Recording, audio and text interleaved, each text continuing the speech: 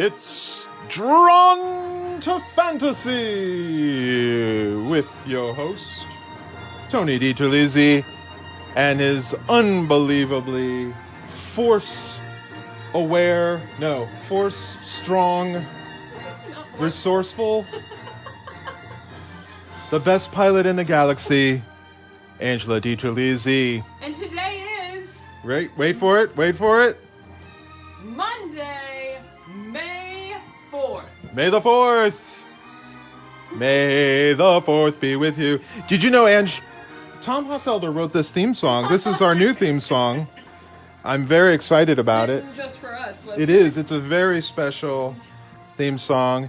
As if you may or may not know, force sensitive. Thank you, Brett. I was my brain was a little addled. I couldn't think of it. She was very force sensitive. It is a national holiday. You know, they're finally observing it, and most all business, except for essential businesses, are closed today. Because, you know, it's a national holiday. I think it's a global holiday. A worldwide holiday. It's a galaxy-wide holiday. It is a holiday. A happy Monday. I hope you guys are doing well. We're doing something a little different. Ange and I were talking about what to do today, and because it is May the 4th, it's going to be kind of a half show and tell and telling stories, and then the other half I'm going to do drawing. I was thinking about the drawing I did last Friday for Draw Live by Request, so it got us thinking, because it's May 4th, maybe we should talk a little Star Wars and draw a little Star Wars and celebrate a little Star Wars. And I couldn't agree more. This was all Angela's idea. And so I want to share with you this. I don't know if you guys are familiar. This is a book that I created about 4 or 5 years ago for Lucasfilm, right as it was being acquired by Disney. And it is a picture book retelling of the original Star Wars trilogy using artwork by an artist named Ralph McQuarrie. Now here I've got a nice first part of the show and tell, Ange. I went to the Star Wars celebration, as us nerds often do, and although Ralph McQuarrie was not at the celebration I was at, his team was, and I have a signed Ralph McQuarrie print that I was very excited. You may recognize this as a TIE Fighter and X-Wing. They look a little different than they might have in the movie that you know and love. That's because Ralph was the original concept artist for George Lucas when George was putting together what Star Wars was actually going to even look like. So here you can see this version of C-3PO is very different from the C-3PO we all know. He's a lot more like Metropolis, if you're familiar with that old movie from the 1930s. But this was an incredible honor for me to be able to create a picture book for young readers, for families, using Ralph's artwork. And how I got Disney and Lucasfilm approved. So actually the story, and it's got all three. I thought we were going to do one book for each movie, but they were like, no, we want the entire original trilogy in one long picture book. It was just a treat to be able to really go through Ralph's artwork. And how I did it, what you may not realize is, not only did I write it, I actually put the book together. So here's how it happened. We got a call from Lucasfilm, which, if you think about it, that doesn't happen. We talked about that, actually. Yeah. The day that phone call, We've had it twice. Well, once was to work on Strange Magic. And then the second was Carol Roeder, who was head of the Lucasfilm Publishing Division. Yep. It was all during an acquisition, hired me. So they said, can you make a picture book of Star Wars? And I flew out to California, sat in a big giant conference room meant for probably 30 people at Lucasfilm, and out of my briefcase or satchel, I pulled out this. This is the original dummy I made using artwork. Not a lot of people have seen this, and frankly, I'm glad I got it back. I wasn't sure I was going to get it. I wasn't sure sometimes these dummies, they go and they never return. Sometimes it slides across the table, never to be seen Oh again. my gosh, let me tell you, I was sweating. There's a couple cool things. So the idea here was that they printed, I figured it's Star Wars, they have budget.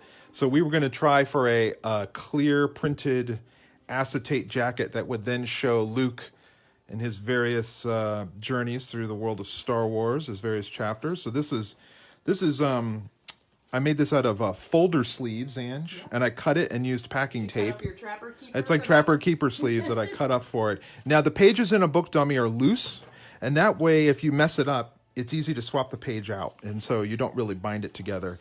I printed these on construction paper, so it kind of gives you an idea what the end paper is using Ralph's sketches.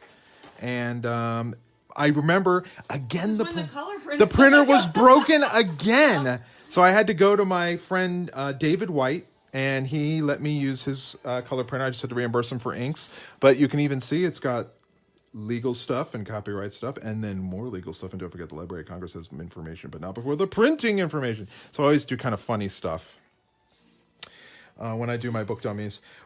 We used official Star Wars fonts, because of course there are original Star Wars fonts. And if you look, they've already given me, now this is where I was really losing my mind, high resolution scans. No, they weren't scans, high resolution photographs of Ralph McQuarrie's original paintings. And FPO means for position only. They've labeled everything. I guess they feared I was going to do something with his high resolution photos. But regardless, the photographs were, how should I put it, grainy.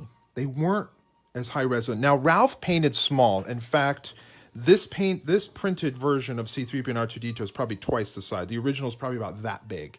It's not very big, and which is what makes his work all the more masterful, that these are really tiny paintings. So when I went out to the archive, which that's a whole nother story, which we might get to look at Ralph's paintings, I asked if they had ever been scanned, because if we were making a real traditional picture book, we would scan these paintings. And they said none of Ralph's artwork had ever been scanned at that point. They had these high resolution photographs taken, but they had them taken like in the late 90s. Resolution. I mean, well, even if they were, so they wouldn't even of those cameras. Right. Then. So you probably had like an 8x10 transparency that they then scan the transparency. So there's already like 2 generations, and it's a film. It would have been a film camera, probably not a digital camera. So I convinced them to scan Ralph's artwork in. So the final book carries the very first, to my knowledge, scans of Ralph McQuarrie's artwork. They've since scanned everything, and I think they've released a gigantic Ralph McQuarrie art book. But this was just a really neat, to be able to have these kind of conversations and talk to them about the, how the production of how a genuine picture book's made. So I wrote this book and I designed it. I laid the whole book out using there was really no need for an art director, because they were relying on me to make a picture book out of a bunch of jigsaw puzzle pieces. And I had a great time doing it. I was very, very honored. And it was really neat to be able to take a deep dive into Ralph's artwork that up to this point I'd seen in a few books and on trading cards. So it was really an incredible feeling to be able to put this together. You may or may not know that our Star Wars ties are a little deeper. Mark Hamill was the audio reader for the Spiderwick books. He read all the 5 original Spiderwick books, which right now are out of print. But Ange, as Ange can tell you, Holly Black and I are working very hard with our team to get these back in print. But I'd like to say we've known Mark a long time. This is more show and tell, but this was right as the Star Wars book came out. I was at one of the Star Wars conferences, and I mean, my head is so pink it's about to explode, because I can't even believe. I just look at that photo and I see the kid version of you. The kid. Like, you are that happy. I you was... might as well have just opened every Star Wars toy on the same day on Christmas. It was crazy. Mark is such a generous, kind, funny, just a terrific and amazing person. So generous with his celebrity. Yes. I mean, just, does events in hospitals. Yes. Obviously, if you guys follow him on social media, on Twitter or anything like that, you can see he's so appreciative of his fans. Yes. And Carrie, I didn't know as well, but I'd met her a few times, and she's lovely and funny and quirky and eccentric and all the things. If you watch what was the HBO documentary we watched, Ange, that came out shortly after she passed away? Gosh, I can't remember. Like Life with Carrie or something like that. That gives you a good example of what she's like. So that's a little bit of show and tell on my brief stint in the world of Star Wars for May the 4th. And boy, I got through that show and tell quicker than I thought. So we're going to have plenty of time to draw Star Wars and tell more Star Wars stories. Yeah, sounds good. Okay. Bucket list complete, Sue Carrero asked. We're getting there. We're getting there. For sure. That was one of them. That's one of those things where you're like, oh my gosh, could you imagine if you could go back in time and show your 7, 8, 9-year-old self? It was nuts. Like, first of all, you'd be like, wow, you're going to have gray hair? There's that. There's definitely that. The other thing that's really funny, and I have to say, Ange can vouch, it kind of turned me off of Star Wars for a little while, and it's not the new films. That birthday and Christmas for like a year, everybody bought me Star Wars stuff. Anything you can think of, and you guys have been to the stores, you've seen the 9 zillion Star Wars products out there.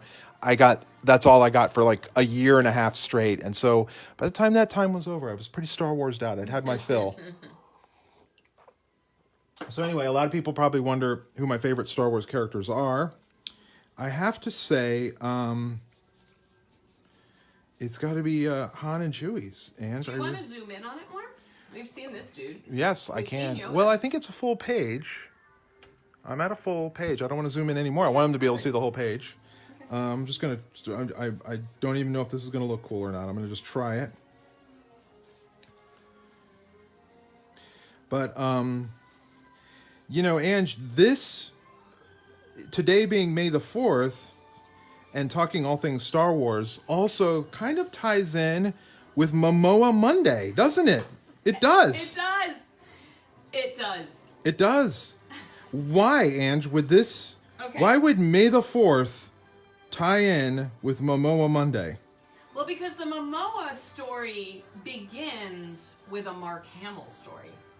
So why don't you let them know a little bit about your connection? It wasn't just that photo.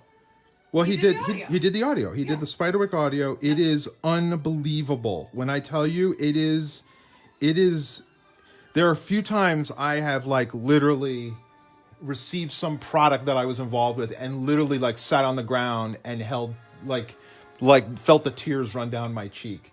And Brian Froud blurbing the Spiderwick field guide was definitely one of them, because he's such a reason of why I am what I am. And hearing the first chapter of the Spiderwick book read by Mark Hamill is another, because Mark understood it so well. Like, he understood... He did the voices. I mean, and a couple of you guys mentioned that he was the Joker. Oh, yeah. In the Batman animated series, and he does a lot of voiceover work. And that's what he was doing before he was back into the universe, as he likes to put it. So I'll back up a little more. So actually, Mark's audio version of... The Spiderwick is the second version, at least of the first 2 books. So Holly and I, to get into a little bit of the nitty gritty, at the time, we did not own the rights to the audiobook, which was pretty common back then. Unless you were really going to actively go out and do something with those audio rights, you usually granted them to the publisher, which meant you worked with someone in the publisher who handled all the sub-rights, and they would, depending on your contract, go out and get, find the licensor who would license the audio, and you may or may not be consulted, you may or may not be involved. I kind of like this Chewbacca. He's kind of funny. It's like the Christmas special Chewbacca, the kind of cartoony Chewbacca. He's less intimidating. Well, he's thinking about food, because, Chewie's always thinking with his stomach. Is he going to rip your arms off? He will, and he'll have that smiley kind of Yogi Bear face that I've somehow given him. I like at the end, by Return of the Jedi, his hair kind of becomes this giant brow almost. It's kind of cool. Anyway, so Holly and I really, really wanted there to be... we really wanted Mark Hamill from the get-go. We asked for Mark Hamill. The person working in the sub-rights department didn't get what we were going. They're like, Luke Skywalker, why would you want Luke Skywalker? And we're like, no, you don't understand. He does audio. He's a voiceover actor, et cetera, et cetera. And you know what? It fell on deaf ears, as sometimes happens. And so they got an actor who just wasn't the right, I don't want to put down the person who did it, it just wasn't the right fit for Spiderwick. It was, I want to say it might have been even a off-Broadway or Broadway person, which is not where I go when I think of Spiderwick. I don't think of a Broadway person who's projecting their voice. I'm thinking of something that has not just nuance, but can do various voices. And I don't know how to draw Chewie's gun, by the way, so I'm going to totally make this up. But can also, you know, get the spookiness that would be required to convey the Spiderwick stories. So they went ahead and recorded the first 2 Spiderwick books. And Holly and I heard them, and they were just not good. It was the wrong fit. Again, I'm not saying that the person was not talented that they brought. I just, you know, there's a certain casting that needs to be involved, and this person was not the right person for the project. And so we voiced that and asked if we could get a different person to read it, and they said no, it's too late. This has already been recorded. It's already going out the door. Blah, blah, blah, blah, blah. And, you know, we had to live with it. This happens sometimes. So fast forward to about a month or 2 later, and Publishers Weekly did a review of the Spiderwick audiobook and completely panned it, saying that it was a missed opportunity, saying that the voice work was, you know, wasn't spooky, failed to capture the essence of the books, all the things basically that Holly and I had been saying from the get-go. And so you get a call that you dream about and you hope for, which is, okay, we messed this up and we want to make it right. How can we do that? Which is, to the publisher's credit, was pretty amazing. And we said, we want Mark Hamill, like we said months ago when you wouldn't listen to us. And so they went to Mark.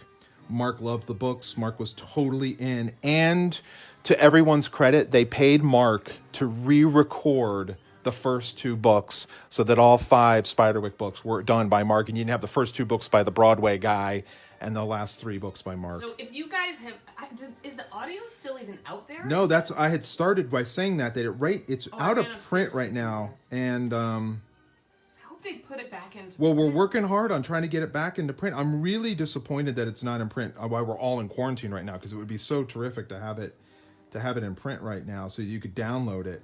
And but they're working on it, so you know, hopefully before the year's out, we'll have it available again. He did a terrific job. He did real Muppety voices for all the characters. Gosh, so good. It was the minute that you heard they did this kind of magical little music at the intro, and then he reads The Spiderwick Chronicles by Tony DiTerlizzi and Holly Black, but in Mark Hamill speak, of course. Yeah. And so you're just like, oh my gosh, this is insane! Yeah, it was so cool. Such a cool experience. Yeah. And he just said your name. That was the other thing. I remember being like, he just said your name. He just said my name. And then the next, you know, fast forward maybe, I don't know, a year or so, and we were at San Diego Comic-Con. And now the truth be told, we have a friend who handled, I don't know if he still does, but handled a lot of Mark's public appearances. He handled actually a lot of the Star Wars actors' appearances at various conventions. When you go to the Comic-Con or even any of those local, like the smaller conventions, there is usually a person that's kind of like the wrangler, the person that organizes everything for them and brings them to the event. Yeah. The person that organizes the whole signing process, from you buying your 8x10 glossy photo of them, yeah, waiting in line, getting all the photo, things, all yeah. the things. So he was instrumental in us getting right to Mark, where otherwise it might have been a really tough to get the project under his nose, and he was able to make that happen. So huge credit to him. And then and I'll keep him anonymous because I don't know if he wants to be known or not. But Anyway, we went to Comic-Con that year, and Mark was just really, again, he was really gracious with his time. Holly hadn't met him. I think I had met him at a convention, but but this was pre-Spiderwick. So we all went over. We talked to him for a while. Well, that was when we were going for the Mino books, too. Yes. And so Mino, in case you guys don't know, was this very, very silly series of, I don't know, kind of toddler, but they were like inside joke books for us they were called The Adventure of Mino, and based on our friend Joe Delude, who, if you asked Joe a question, like, oh, did you know that today is May 4th? It's Star Wars Day? He would say, me? No. Yeah. And so that's how we came up with the character of Mino. So we ended up making them into this silly series of books, and that was the year that Simon & Schuster had published them, and we went to Comic-Con to promote them. And so here we are they had made these fans, these kind of paper fans, and we were taking photos and would say, hey, will you get a photo with the Mino fan? And I would post a photo saying, blah, blah, blah, is a fan of Mino. Yes. And, I remember being like, Mark, will you, would you, these are our books, and we signed one for him, and he was like, oh, I'll do it, give me one of those. And I was like, oh my gosh, Mark Hamill's a fan of Mino. He loved Mino. It was totally his humor. He really, really was into it, which was really cool. So,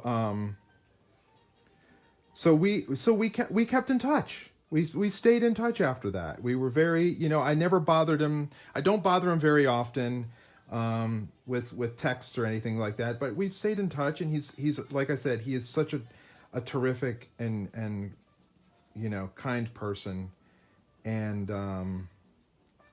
then you went to another Comic-Con, I think, and I spent some time with his wife with Mary Lou. Yeah. Yes. So he and his wife, Mary Lou, they've been together through it all. I mean, at the very beginning, basically. Yeah. Of him being in Star Wars. And what's interesting, and I don't think this is any. I thought about this, but I hadn't thought about it. But the thing is, Mark was the lead character in that trilogy, right? Yeah.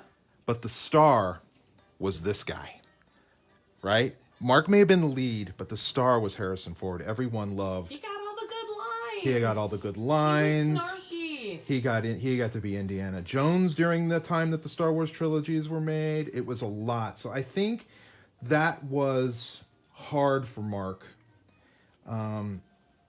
But also, and the other thing is he was totally typecast after it. He's as he said, I'm Flash Gordon now for the rest of my life. Well, I mean, he was on Broadway. He in Amadeus, and he was up for the role for the movie that ultimately Tom Hulsey he was nominated for an Academy Award or won the Academy Award. Yep. I can't remember. Yep. But it was a inspired performance from Mark Hamill's performance on Broadway, which if you've heard him do Joker, you can hear that cackle for Mozart, or when he does the kind of crazy cackling. It's so Mark Hamill. Yeah, could you imagine? Having the role on Broadway and then going to audition, and they are basically like, "There's no way we can hire Luke Skywalker." To be, even though you've been doing it. Then Tom Halsey goes and sees his performance and gets the gig. Yeah, gets the gig and gets all this, acknowledgement. And so, Mark's chance to kind of break out and be something more than Luke Skywalker, as Harrison Ford had done, is kind of dashed after that. He becomes typecast. So it's really, I was really happy to see him in these think of what you will of these new movies, whether you like them or not. I was happy to see him reprise his role, because I felt like he got to be celebrated in by a new generation, and a whole new group of fans got to, pretend to be Luke Skywalker, as we did back in the 70s. Anyway, I say all that, and I'm not drawing Luke, I'm drawing Han Solo.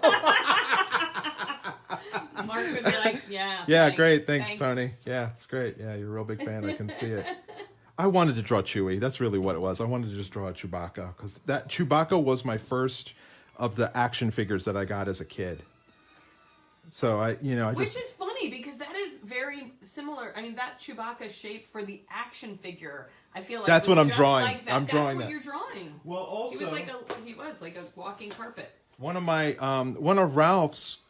I designed these end papers. That's an early drawing. Well, next to it are those are either Yoda or Chewbacca. There's some really weird early Chewbacca drawings, but I love this version of Chewie where he's much more like, a Sasquatch, Yeah. and that's an early Han Solo there that he's standing next to.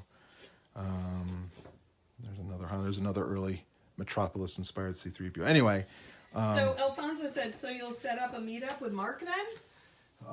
for the wedding. That's right. That's how you'll go get it. That's right. For Alfonso and Dorothy's wedding, Yeah. Mark Hamill's going to be the best man. No, Tony will be the best man. Mark can be a groomsman. That's it, huh? He's just relegated to being a groomsman. Well, I also feel like... He's busy. It's going to be a really large wedding party because you're going to have people like Dean Baxendale standing up. You're going to have that's people... a lot. Well, Emily will be, Emily C. Martin. Emily C. Martin will be there. It's going to be a whole fantastic... How are you going to decide who the bridal party is? There's so many of us. Well, we know the flower or girl or the ring bearer is going to be Lexi, right? That's already been determined. We've determined that. So anyway, here we go. A little Star Wars fun, and then we'll take requests, and then you can watch me try to... I like... It's so funny. It's so interesting, like, if you made them animated, like, or illustrated it. It's like less striking it like Harrison Ford and more kind of like who he is as a character, making him. I'm trying. Roguish. Okay, so why I was drawing that, I was thinking of a D&D like rogue. Like how would I draw a D&D rogue? With the kind of big, heavy brow and maybe a little shade under the eyes. You maybe almost be able to. The hair even creates more shadow, so he's a little shadowy. I mean, how did he shave in space? Why didn't he have a beard or some scruff? Yeah, well, if he didn't, he'd look like Chewbacca. That's Chewbacca doesn't shave.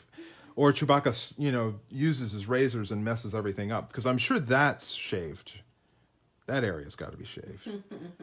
Anyway, we'll take questions and I'll keep drawing for today. So Han and Chewie. Oh, and we are getting to this story. So all of this setup. Oh, yes. This oh, my God. setup. No, let's just push it out another day. That's just so mean, Tony. So all of this setup has been... for the Jason Momoa story. And now that it's Momoa Monday, I think we can share it with all of you. Yes. Okay, here's how it goes. Tony is having an art opening in LA. For Realms. For Realms, right? For his art of book, Realms. And it is at... Gallery Nucleus. Which is LA. Really cool. Super, super cool gallery. So we start building our guest list of everyone that we want to invite. So of course we're calling all of our friends, everybody we haven't seen in years, everybody we don't get a chance to see when we're all at Comic-Con and we're too busy and everybody's just running around. Now listen, I will invite anybody to anything, and I usually expect a no too. So we'll preface that with that. So just like, why? Let's invite them. At least they know we're thinking of them. That's right. We'll just put the invite out there and see what we get, right? So we had all of our friends coming. We're so exciting because we also will go out to LA for business, but it's not very often that we have an event like this out in LA. No, it's usually like secret Hollywood meetings that you can't talk about. Right, exactly. You take a photo of the Paramount picture gates and then that's all anybody else knows, right? Right. So, okay, so Tony is like, oh, we're going to be out in LA. I was just in Comic-Con hanging out with Mark Hamill and his wife chit-chatting. Let's invite them to my opening. Yeah, why not? Send out the invite. Why not? We're friends now. We're friends with the Hamills. So, okay, let's send the invite out. Tony's like, there's no way he's going to come, but whatever. So, go ahead. So Mark writes back, oh my gosh, we're going to be in London during your opening. Best of luck. How long are you in town for? I write him back. No worries. I can only imagine what you're in London for. Of course, he was there working on the new movies. And I give him the date. Oh, we're in town for like a week. He writes back, oh, well, we'll be back on blah, blah, blah. Why don't you guys come over? And we're like, to your house? Yeah, come over to our house. Come over for coffee or something. Come over for coffee to our house. What? Are you joking me right now? He had gotten back home the night before. The poor guy was so jet lagged. It was kind of he did it out of kindness. I think he thought I'm being kind. It was to Tony. Honestly, it was kind of like a Make-A-Wish. I think more than anything. Yeah, like it was. It was very nice of him, and very unexpected, of course. And he was lovely, despite the fact that he was completely jet lagged. Here's the other weird thing. It was Father's Day. It was Father's Day. So here you are being like, oh my gosh. Oh my God, Dad, I can't talk to you right now. I got to go tell Mark who his real father is.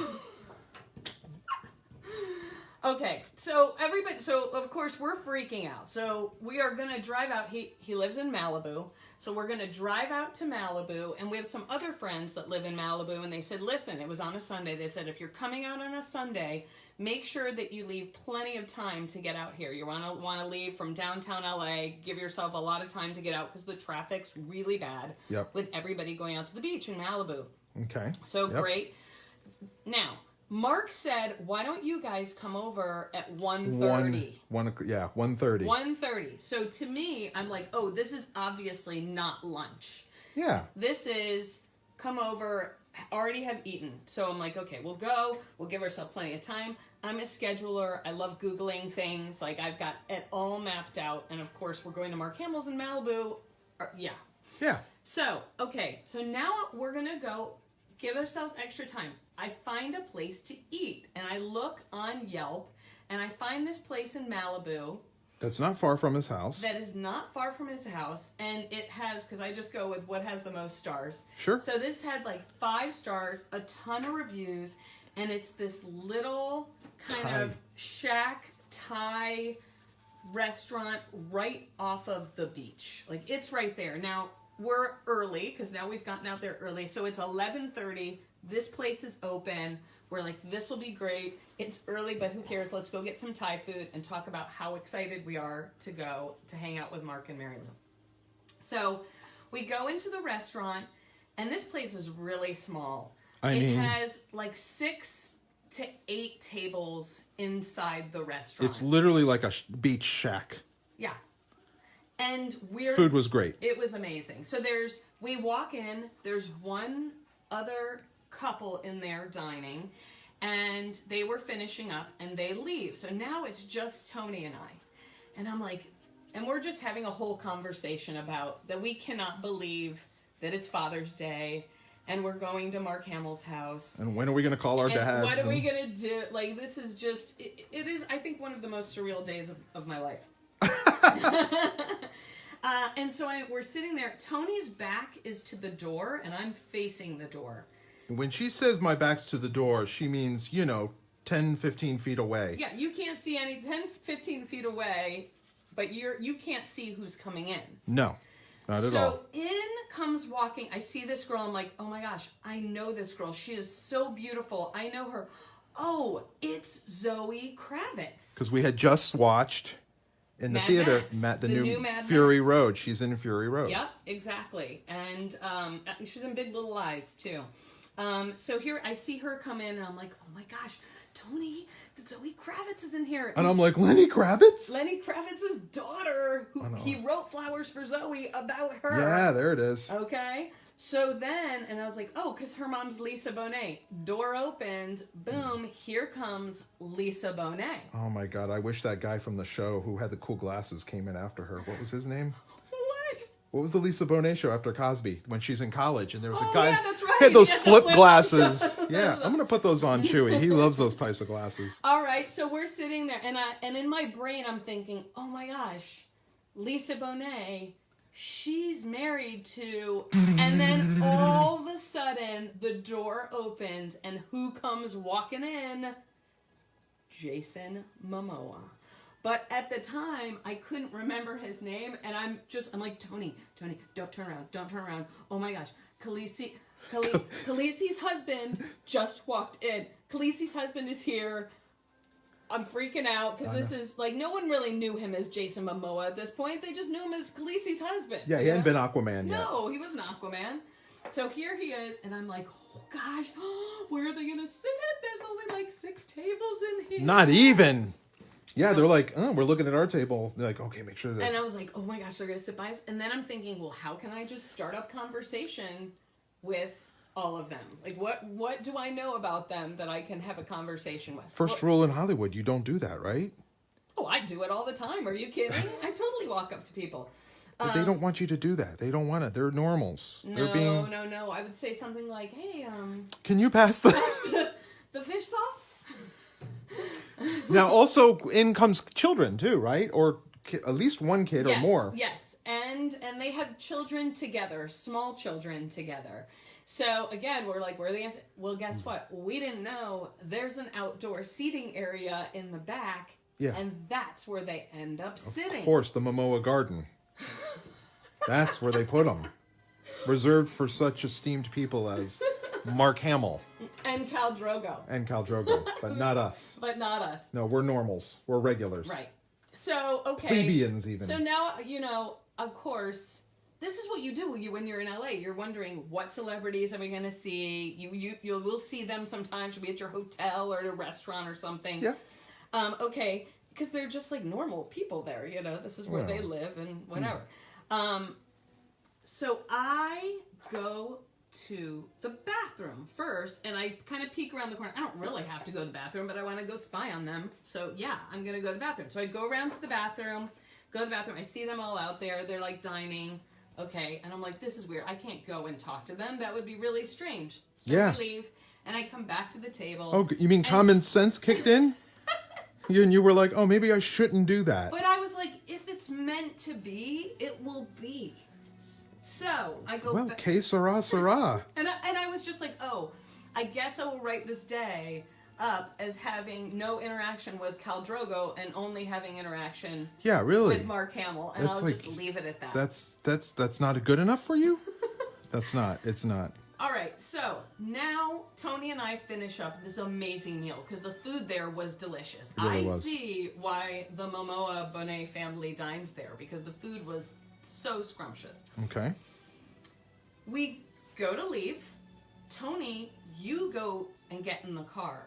And then, we went to... I said, we can't go to Mark Hamill's house empty-handed. We have to bring something. Mm-hmm. So next door to this little restaurant is a vineyard. They have their own wines and stuff. It's a little wine shop. They have all their own branded wines. And so I said, oh, this is great. Let's bring a couple bottles of wine. Now, I don't know if they drink or not, but let's bring some wine with us. Sure. So we bought some wine and some chocolate bars and just a little something so we're not coming empty-handed. Can't show up to Mark Hamill's house. No, everyone you knows. can't, but... First rule of Hamill, don't show up empty-handed, right? So Tony said, I have to go to the bathroom. And I'm like, well, you need to go now, dude, because, you don't walk into someone's house and go, hey, Mark Hamill, so nice to see you. Where's the, No, I'm not going to be like, where's your dumper? Yeah, yeah. That's my job. That's my job. No, actually, I remember this conversation because I said, I can't go into Mark Hamill's house and ask to use the bathroom. And you went, why? I would. And then guess what? You did. Yeah, of course. Well, but I just felt that weird. Thai food, it's spicy. It wants what it wants. I just had to pee. Okay. So you go get in the car, and I'm like, oh, let me go back to the Thai restaurant. I know it's not busy. So I go into the Thai restaurant and use the bathroom. Now, are they are they like, oh, did you forget your purse? Sorry. Or anything? When you walk in, do they say anything to you? No, I think I just said I have to go to the restroom. So I just need to give you the visuals. Give them the visuals. So here it is. It's your stage. Yep. Look in the phone while you do it so you can see. So I'm going to use 2 hands, okay? Stop kicking it. She's so excited. I'm so excited. It's such a... Okay. So here's the thing. I walk into the bathroom. Now, because this is such a small place, there's 2 really small bathrooms, which are really just stalls. They're completely side by side. Okay, here they are. So I go into this stall. Do you want me to draw one? Yeah, draw a stall. Draw a stall. They're right next to each other. It's kind of like tiki themed. It's like Thai themed. It's very... Hang in there, Luke. Just wait. We'll get back to you. Because today's your holiday. So yes, these stalls were like... I'm not exaggerating the shape of these to the actual door jamb. It was like very Gilligan's Island kind of vibe, right? Like it was totally, here's the bathroom. Yeah, there's like slats of wood. It was very rustic. You call it rustic. I call it Gilligan's Island. And then literally there's another one right here. And again, the door's kind of like hanging. It's barely on the hinges. It wasn't even. There was like no space in between. They were just like right next to each other. Yeah, I mean, this gives you an idea of what these. And this was all intentional, by the way. This isn't like it was a health board problem. It was just literally this was the vibe that was going on at this. I guess they wanted you to really feel like you were on the beach, I don't think it was that rustic. That one had it could close. Well, this is technically closed.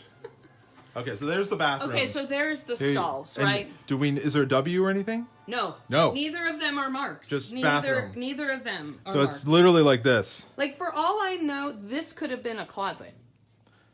It's literally like this. You know, Gilligan's Island style. It is. It's like an outhouse, Dean Baxter. Yes. Like, that's. Oh, I'm sorry. Jason Stone said this. Like an outhouse, right? Just like a shed with 2 stall doors, and I go in this one. What's the toilet like inside? Is it like a normal toilet? I mean, it's not a hole in the floor. Okay, like that's what I was there's just a regular, wondering. but it's one of those small toilets, almost like you're in your kid's school and you Oh. go use the bathroom. You're like, this is kind of a dinky toilet. Wow. Yeah. Okay. Okay, so I go in and I'm going pee. Okay, I have to put that out there. I was going pee. I'm going pee, and I'm in the stall, and I'm just thinking about the fact, now I've forgotten about Jason Momoa, and I'm just thinking about the fact that, like, okay, we've got all the things that we need to Checklist. go to. Yes, Checklist. these are all we need. Here's how many minutes it's going to take from here. This is what it says on MapQuest. And all of this is running through my head, and all of a sudden, open this door! What? Open the door now. You're like, that ain't Tony, because it would be like, hey, open the door. And I froze midstream. Oh. And when someone pounds on your stall door and tells you to open this door, what do you do? Well, if I was midstream, it would be full blast. It would be like the fire hydrant tap blew off, and everything is just, we're just cleaning out the... It was crazy. So I thought, I didn't know if there was an emergency, what's going on. So I washed my hands. Because, then I thought I couldn't go to Mark Hamill's house and shake his hand without washing my hands. You don't want to have pee-pee hands. And also, you were thinking ahead. In a pre-COVID world, even then you were really thinking about cleanliness. And then I open the door, and who is standing outside? Now, I'm going to draw it to scale. But Jason Momoa! Now, I will tell you what it felt like. Do you know if you've ever been to a large city for the first time and your eyes go from... What kind of shirt was he wearing?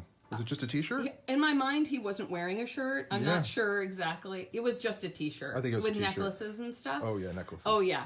And so Necklaces. it was when you see a high-rise, like a skyscraper, and your eyes just keep following it up, and it's like it never ends, and you're just staring straight up and looking at this insane, like...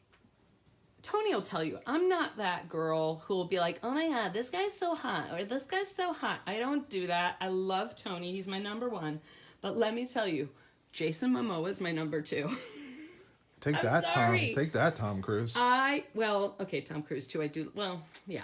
So, I am just like mouth agape, don't know what to say, and I just say... Oh, I gotta do the hair and the hair. I can't even get words out. And so then, in that There's very Jason moment... Momoa, and here's Ange. No, we're not that far away. I'm like here. Oh, like, I feel like I'm this big and he's this big. Okay, I'm gonna draw you right here. Yeah, no, I'm walking out of this stall. Well, I know, but for he's scale. standing here, like 5 miles high. And then I'm here just gazing up, like, wow. Okay, and then, all of a sudden... Well, wait, you open the door, and what's he... Wait. I'm opening the door, and he just looks at me and goes, oh, sorry. And then immediately the stall door next to me opens, and he's like, oh, there you are. And it's his kid. He was pounding on the bathroom door to get his kid out of the bathroom. So I just looked at him, and I just went, Happy Father's Day. And he was like, thanks. And I was like, you're welcome, Jason Momoa. Khaleesi's, Khal Drogo, Khaleesi's husband. And there he went back, and I came running out of the restaurant, just dancing out of the restaurant. And then I was like, let's go to Mark Hamill's house, because you are not going to believe what just happened. And that was it. And that is me. There you are. Yeah. You were looking cute. Did you have shorts on or jeans? You might have jeans on. There you are, looking at. Somebody's going to get this. Yeah, you are. That's to scale. There, just so you know, I didn't cut off. There it is. That's just, I mean, normally we add another sheet of paper, but I think you get the idea here. I just remember, I was like, Happy Father's Day. What else am I going to say to you? Yeah, I mean, Happy Father's Day is it. Here he is. I'm sure these had holes in them. I mean, I've seen a lot of Khal Drogo. Like, at that point in the show, I was like, I know you intimately, Khal Drogo. Yeah. Well, Was we it all abs? did. Are you drawing abs? Well, it's pulled. It's so the t-shirt is struggling to stay on because his muscles He smelled good. What do you smell like? Like, kind of like, not patchouli, but like oils and essences and... This is your... I don't know if you had your hair up in a bun. No, I didn't. In my mind, it was like long and flowing, and for a moment, he was filled with regret. Oh! For wow. not choosing. Oh, you probably had your glasses on, too. Yeah. There you go. Hey, hi, Cal. No, it was more like... Hi. I was like, mouth agape. Mouth agape. Yeah, just freaking out. Yeah, I was not as chill looking. Yeah, that's bad. And your hands are probably more like, you were doing like the happy hands. Oh my God. Oh my God. And then I will tell you, I do not get starstruck. You don't. The only 2 times I've been starstruck, really, I think, have been Jason Momoa and Tom Cruise. And that's it. Yeah, you didn't get starstruck. You're literally sitting in Mark Hamill's living room. You weren't starstruck then. No, I was like, oh. Oh, it's you, Mark. No, because Is Harrison Ford coming?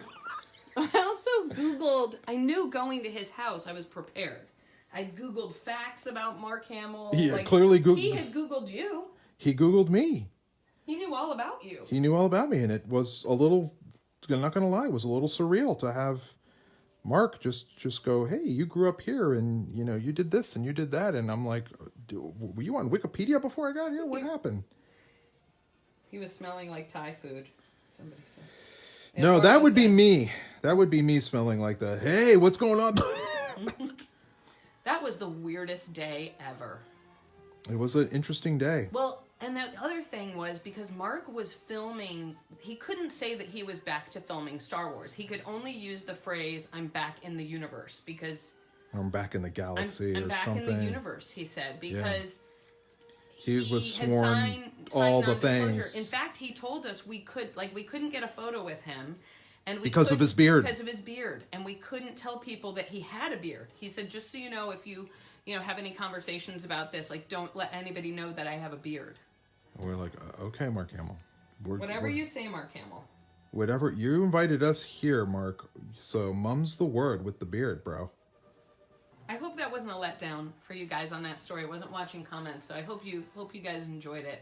Hope it was worth the week-long wait. Yeah, I've put it off for a week, so. It was good. You met Tom Cruise? Yes, I met Tom Cruise. That was when you were at Saturday Night Live. You met Tom. That was the first person that I ever became starstruck over, because he has a special cruise magic. Yeah, you're under cruise control. Yeah, you're under cruise control when you meet him. It is magical. It's Scientology magic. Yeah, he knows. He knows. Don't let anyone tell you otherwise. Ooh, what you getting? I'm getting I think the Star Wars fans know what I'm getting. I'm getting the twin sun template right there. That's for drawing twin suns, my friend. Yay. That's what it's for. Ooh, that's good. Well, it's twin sun time. It's my favorite scene in Star Wars, actually. I mean, I drew Han and Chewie, but really, genuinely, my favorite scene is when Luke stares at the sunset. I mean, come on. How can it not be? And I will say I loved in the, what was the middle one? The Rise of, no? Was it Rise of Skywalker? When Luke Skywalker perishes. Don't give a... Oh, come on. Spoiler It's alert. been out for how many... It's been out for years now. I like that they repeated that. I thought that was kind of cool. Oh my gosh. I was just brought right back. Did you really? Took you back, huh? Yeah, it took me... To have someone pound on your bathroom stall like that was so weird. Yeah, I mean, what if you were just like, whoa, dude, back off. It was the kind of like pound on your stall like you do to like, I've seen it done to guys. Yeah. Right? Again, when they're peeing. Yeah.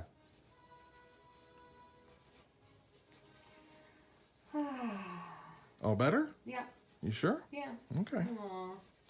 I hope I get to meet him again and then tell I'll him tell him that story. And he'll go, huh. Okay. No, what I would do, I'd be like, oh my gosh, I saw you at my favorite Thai restaurant in Malibu. Blah, blah, blah. Have you tried the ginger chicken? So good. So good. Oh my God, I was there one time and this dude just like totally banged on the door. It was really weird. I felt like, whoa, bro, you're triggering me in a big way. Hey, Eddie Gamara. Eddie. Eddie Gamara. May the fourth be with you and with you. Yeah, and for those of you, this is why we are drawing Star Wars, for those of you who weren't here at the very beginning. And wondering why I'm drawing Luke Skywalker. I'm talking about Jason Momoa. And talking about Jason Momoa. Why drawing Luke Skywalker. And the always affable Mark Hamill.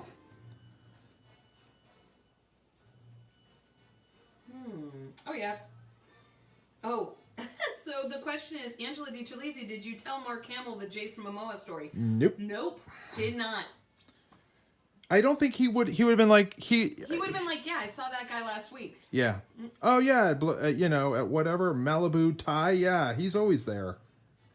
And there was another guy that we saw, because we had gone out to dinner with some friends of ours. The Who dude was that? from The dude from 300.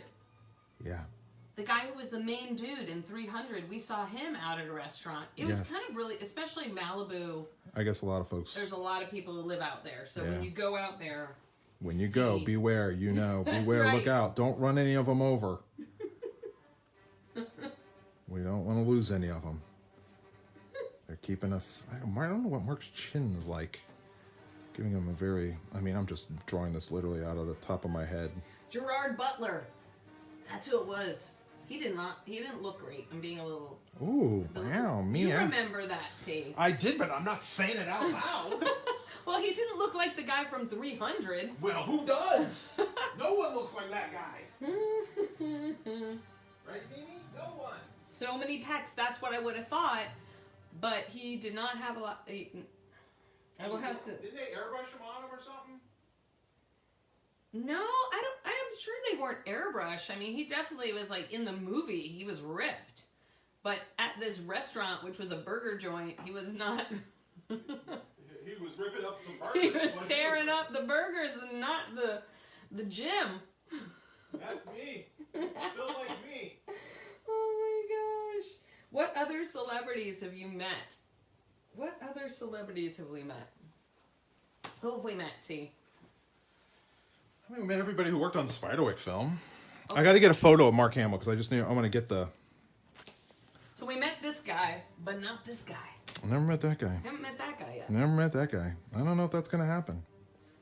Who else? Well, okay, so... I mean, we know some of the... Like I said, we know the folks who worked on the Spiderwick movie. They were lovely. They were all really... People that do the audio, like Terry Hatcher had done the audio. And Andrew McCarthy. Tony became buddies with. Well, he was reading his kid, Jimmy Zangwill. How could I not be, like, totally tickled that he knew who I was? Listen. He was gaining weight for the sequels. 600. That is Kevin Sylvester, my favorite. Kevin Sylvester for the win. Haven't met. Somebody said their celebrity crush is Kate Beckinsale. No, hadn't met her. No, haven't met her.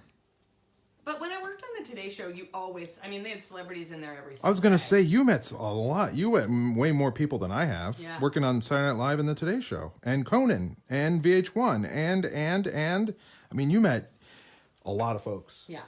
This is not a great Luke Skywalker drawing. But that's why I also wasn't starstruck by a lot of people. Because I feel like You'd met so many. So many people. And I just was like, are you cool or not? That's what all I cared about. Yeah. Yeah, like, are you decent? Are you nice to? Are you nice to the person, to the people behind the scenes? Yeah, there's a lot to be said for that. Yeah. Let's see. It's like the thing where it's like, how does a person treat a waiter or a waitress? That's kind of indicative of who they are. Yes. Did Tony ever meet Gary Gygax? Yes. And then do you have any stories? Jay Sparks wants to know. Yes, I did meet Gary and I regret not getting a photo with him, but he was no longer at TSR during the years that I worked for TSR. He had been ousted, for lack of a better word, from the company by the... Jeannie Hart said more butt chin. He does. He's really got that. It's like the dimple. It's well, like your brother has that butt chin too. He really does. He does. He has he that. Does. He kind of prides himself on it. Luke looks kind of sneery. I don't know why. I can't get the... He does look sneery. I can't get the mouth right. It's the mouth. Also, the eyes are dark. They should be really light because Luke Skywalker's got light eyes. Yeah, I met Gary at, I want to say maybe Origins, which is a gaming conference that's held in Columbus, Ohio, or used to be. I'm guessing it still is. And I was there, and he, like I said, he was no longer involved with TSR at that point. He'd been... I'm sure you could look up a Wikipedia. There was a pretty vicious takeover, and he lost his company, which is so heartbreaking to hear. But anyway, I went up to him, introduced myself. He knew my work. He knew who I was. I think he still kept up with everything. Oh, you're in your head. Your head's right there. Oh, is my head in the way? Doesn't matter. I've totally blown this. Luke Skywalker's face is completely jacked. Just do a do-over here. And his hair just kept getting longer and longer. He was looking like some of the girls I went to middle school with. Although, that's some seriously long hair. That's long. Look at how long it is in the back. Yeah, well, he's Luke. He's the dude. We're going to try it again. Tony's head. Thanks. Sorry about that, guys. Heads up. Oh, nice. I'm going to try this. We'll try this instead. I mean, it's not like I'm really trying to get the likeness. I'm just trying to capture the moment really more, I think, is what I want. Anyway, he was absolutely sweet and kind, and I don't remember the exact way he said it, but he said something to the effect of, I wish you were here when we were putting the game together. You would have been terrific, or something, when we were first doing the game. I can tell you're a gamer. I can tell you love the game, and I told him, you're a big reason why I'm an artist, and big reason why it's a big honor for me to have met you and to be able to work on D&D and all those things, and it was cool. And I wish I got a photo or something to commemorate the moment, but I didn't. He's got like COVID hair. It's like grown out. That's how my hair's going. I'm going for the Skywalker. Wow, it's kind of it's very luxurious tea. Well, it's windblown. No eyes? No, I'm just doing the bang over it like he's... No. Hey, he's looking away. He's looking at the twin suns. Okay. Yeah, I mean, look, it's a doodle. Right? Kind of elven looking. Well, sure, he's Luke.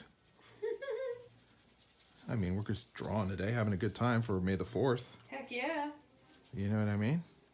Anyway, yeah, he was lovely. I also met Dave Arneson a few times, and he was also terrific and a really nice guy. They were all... none of them... I never met any of those original folks who worked for TSR and found them... They were all really kind, and they were big gamers and geeks. Just so I spoke their language. I understood them. They were just lovely people. And it's I wish Gary could see how big his game has become, but maybe he knows already. Anyway, he's very emo. Yeah, I agree with that. He is. Yeah, this is emo Skywalker, or as Soph is telling us, they're now called E-boys. E-boys. Yeah, we learned so many things now from Soph. She's almost in less than a month. She's going to be 13. Yeah. And we learn all of these things, and who knew? Yeah, when she said I was extra, I went, extra what? Although, I have to say... Extra tubby? Yeah, I know. It's been the COVID diet. We watched Little Shop of Horrors the night before last. Such a good... Man. She loved it. I love seeing it again. It really held up. I was pretty amazed how well it held up. You know what held up? When I say it held up... Amazing. The puppet of Audrey 2 in our CG-laden, super high-budget effects world, the Puppet of Audrey 2 was really Insane. still impressive. From 1986, that puppet That was done. design is so killer. From the moment you see it, when he picks it up at the market, and they have the little dewdrops on it, and it's like a little sweet face.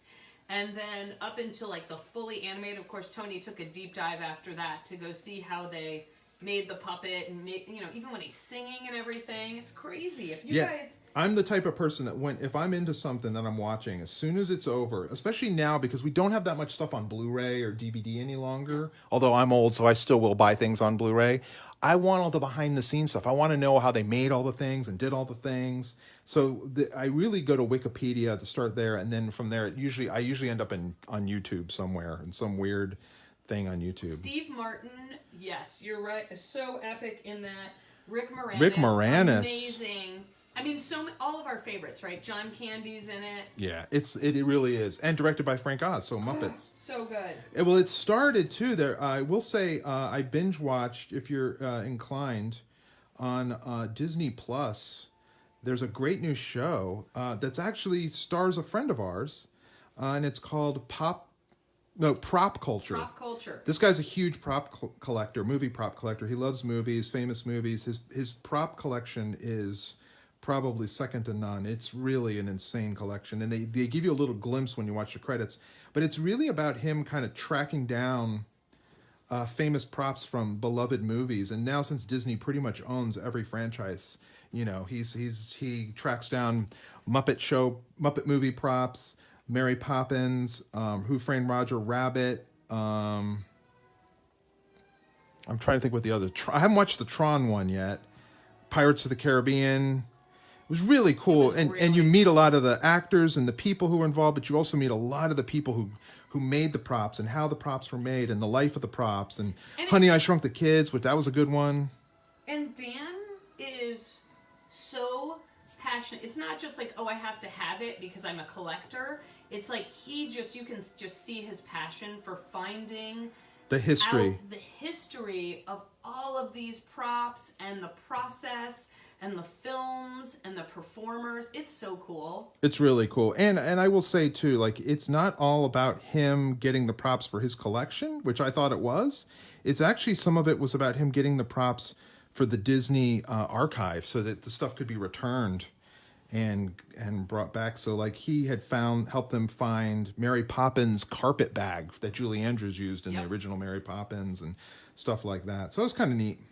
The Honey, I Shrunk the Kids, the original gun had been, the shrinking ray had been repurposed multiple times for the sequels. And so it no longer really resembled the original prop. So he worked with a very good friend of ours, Martin Mounier, who worked at Leica and works for Henry Selick and has done some terrific stuff with us. And he fixed the shrinking ray. He brought it back to its original glory. He was able to manufacture parts and locate, authentic parts. Period. So cool. Yeah, it's really cool. It was a great watch. Ooh, cool. Sue Carrero said she cosplays Mary Poppins. That's awesome. That's a cool one. There was when we went to. I remember going to Disney World years ago when Soph was younger, and there was someone dressed up as Mary Poppins, and I was actually struck by how much more effective that person in costume was than your average Disney princess, the Disney princesses in costume have a weird artificial sheen almost to them. That's kind of strange.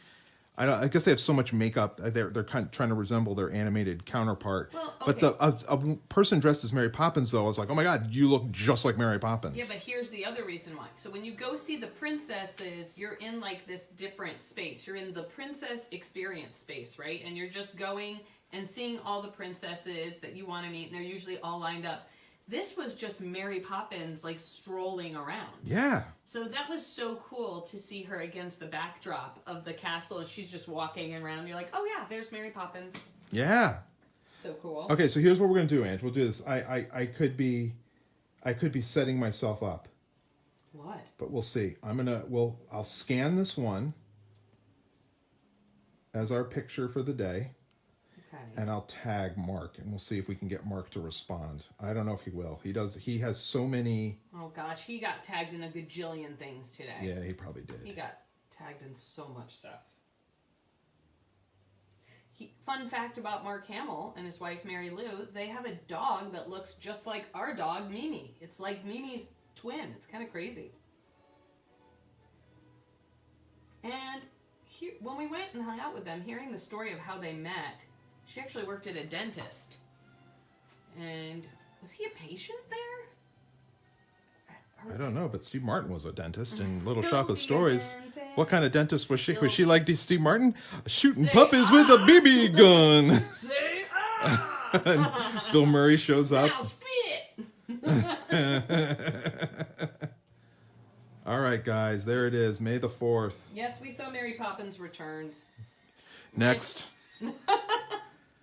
Sorry, I'm a Julie Andrews and Sherman. I love what's his face who did write the music for Hamilton, who worked on Hamilton. Yeah, Lin-Manuel. Lin-Manuel, but I mean, I feel like the Sherman brothers did such a good job on that original one. Also, I'm also a type of person when it comes to Disney and things like that. I don't want another sequel to Mary Poppins. Give me something new. Give me a new Mary Poppins. Give me. Exactly. I don't know, whatever the new version of that is. Don't give me old Mary. That when Walt did Mary Poppins, Here's the other no thing. one had done Mary Poppins. She's not Mary Poppins. The new one that shows up, not Mary Poppins. She's not? Mary Poppins is Julie Andrews. Right. Sorry. Well, some would say that about... The music was for, like, if I'm really digging in, the animation was terrific, The though. animation was when they do the beautiful. animation segments. the music was kind of forgettable. Yeah. You had real crisis when they did the Lost Things go. You're like, Lost oh Things? my gosh. Wait, Because you they're said... singing the song about where the lost things go, and they're talking about the dead mother, okay? And it's where the lost things go. And I'm like, wait, you're telling me that your dead mother is hanging out with, like, your missing sock that you lost in the dryer? Someone who's dead isn't where the lost things go. There's the TV remote and Mom! There you are! Guys, Ange, we got to get... Someone's getting some Star Wars swag Oh my today. gosh. I've even sweetened the pot. I have a little... Emily Blunt, that's who it was. You think she was great? Meh. Who played Mary? She's been good in other good. stuff. Yeah, I Yeah, like but her in other I stuff. like her in other stuff, but I didn't care for it. It's sacred to me, that's why. Yeah, you can't go there. You got to wait you got to keep going. Got a couple more decades before you do that. I found this is a postcard pack of Ralph McQuarrie art. Ooh. As chosen by yours truly and designed, actually. I designed this old little postcard wallet by yours truly. We'll throw that in. So it's going to be a whole May the 4th sort of day, Ange. So choose wisely. Oh my God. Everybody else's stuff has gone out, I believe. I think it all went out on Saturday. This is a lot of pressure. So it's a lot of pressure. Who's going to win a Star Wars sketch and some Drawn to Fantasy swag? What time is it? Is it time to go already? It's Oh, yeah. 4:08. Holy Yeah. cannoli. Yeah, I got a Zoom call in 5 minutes, so we Oh, got okay. So I'll let you go. Okay. Here's the thing, guys. I know this is some highly coveted stuff. We can. There's 3, so we could pace it Okay. out. Yeah, I think we should pace it out. I feel right. like this is a lot to just give to, like, I feel, you know what it is? I feel bad because I know that there's people right now who are like, I really want this sweet, sweet trove. I know, but Tom Hoffelder already won, so you got to give it to someone else. Just kidding, Tom. I mean, you did already win, but I know you're not thinking that. Hold on, I'm looking at my list here. She's checking the list. She's checking the list. This is just, so what day, which one are you giving away today? I don't know. That's we'll see. Was that from yesterday? That's today. Is that Is today? what you're thinking? Sure. I don't know. What are Okay. you Oh, thinking? Tony just wrote a secret name. I don't know. Okay. What do you think? I think it's great. I You think good? he's- I think, Is that good? Yeah, Is that a I good one? think that's great. Yeah? I think he's been there. I All had right. a different name, but Oh, that'll be tomorrow. Okay. All right. You know No, what? maybe that one will be tomorrow, and this one will There's be. plenty to go around. There really is. Plenty to go around. Okay, Ange. well then I'm picking Ange, somebody else. Do your thing. Okay, here's the thing. I am picking someone who is so generous Oh. and so thoughtful Oh. and so kind, and I've seen what this person has been doing for other people. Oh, wow. Working really, really hard, Okay. making masks, making mask extenders, and in fact, he offered up some of his Darth Vader glow-in-the-dark fabric to make a mask for our agent who didn't have a mask. So I would like to announce today's winner is our friend Liam. And Liam, wait, what? I know your mom's last name, but what?